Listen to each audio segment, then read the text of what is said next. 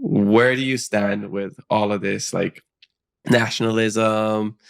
What would you consider your nationality to be? Right. So the term nationalism is a loaded word.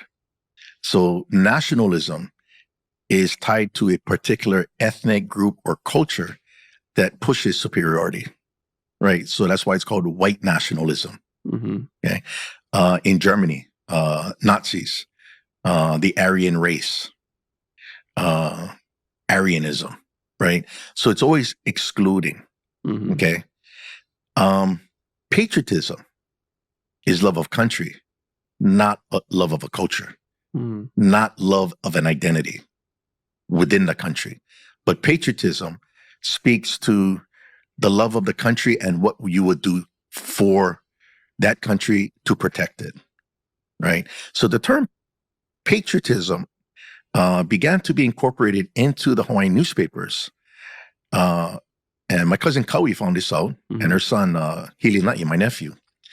And they realized that it was taken from a story regarding a person regarding Italy in the 1860s, I believe, because Italy was going through they needed to consolidate all the different kingdoms into one Italy, right? And I forgot the name of that one person, but a very well-known person. And he was known as an Italian patriot. And that's when you start to see the formation of that term Aloha Aina, which never existed before then. So they drew it from that idea of patriotism, right? So when you look at that aspect of a particular race or culture and Hawaiian nationalism, it's a divisive matter because it pertains to natives and those who want to help the natives, but it's the natives that control this. Only natives can speak Hawaiian. Only natives can teach or be an instructor in Hawaiian at the university or whatever.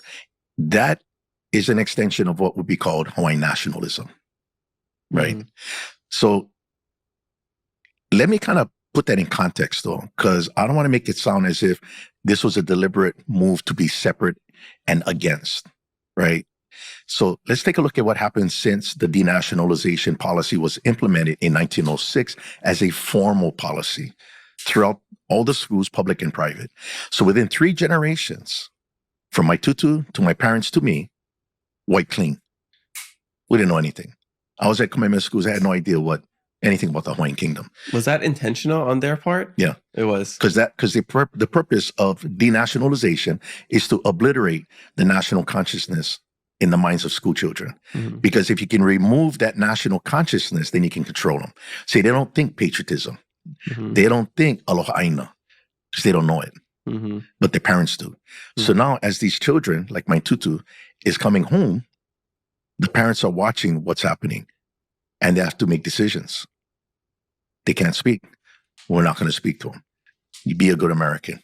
Just do that, right? And then you have the elders, the kupuna, still talking because that's the national language. It's not like they're speaking the native language, the tribal language. It's a language of the country, right? They're bilingual, okay? But within 3 generations, it's complete. So when you start to get into the 1960s, it's also a part of what's happening throughout the United States and the world. So what's going on throughout the world is decolonization.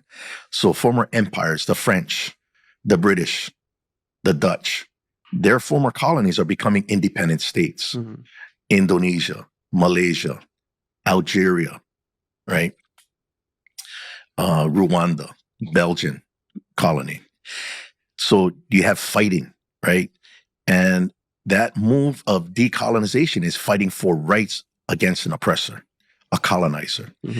Also going on in the United States at the same time was civil rights movement, Martin Luther King, the Black Panther movement. Native Alaskans were getting land back, right? So American Indian movement was taking place.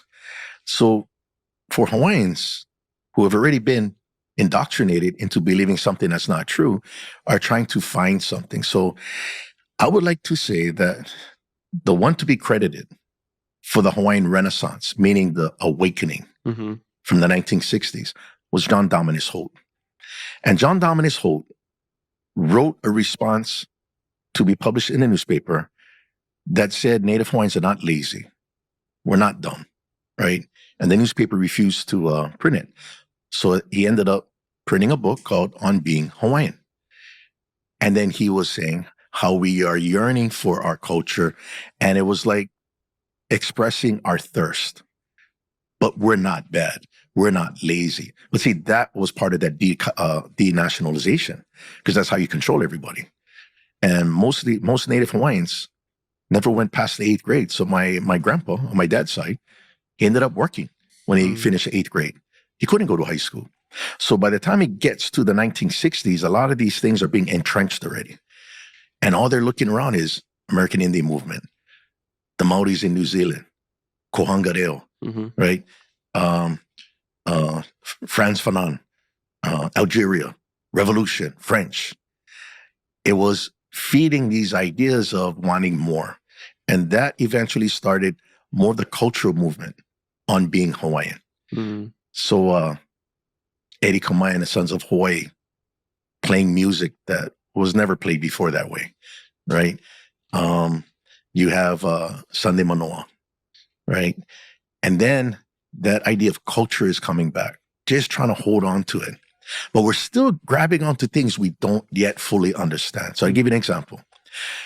You ever saw the picture of the muscular pictures of Hawaiian men with a malo, and they have a helmet on his head, right? And he said, that's the Hawaiian warrior. Okay, I remember seeing a picture of that from the 1970s. And it was a Hawaiian guy with a malo, and he had the helmet on, and everybody was calling it a warrior's helmet. You'd be crazy as a warrior to put a gourd on your head. That's not a Kevlar, right? And if you turn real quick, guess what? It doesn't turn with you. There's no chin strap. It was a mask. It was the mask that was used to conceal the priests of Ku Kaili Moku during the time of Lono. Because that's why when it's Lono time, the season of Lono, when the Makali'i rises, that is when figuratively Ku Kaili Moku or Kaili leaves. And then when the Lono season ends, right, when the Pleiades sets, Ku, the war god, comes back. And what signifies his return, and Kamehameha would show this as he had to, he would have to go out on the canoe, come in, land on the shoreline, and he gets hit with the barrage of spears trying to kill him. And he has to fend off the spears and drive off those warriors because he is supposed to be the embodiment of Ku Kaili Moku. When he does that, all the priests go, Ku has come back, Hemo, the mask. But yet during the 1970s, we're still trying to find these things. Yeah. And still you see that. Even till today. Till today. We're grasping for an identity. Exactly. So, but that is a byproduct of yearning because we didn't know.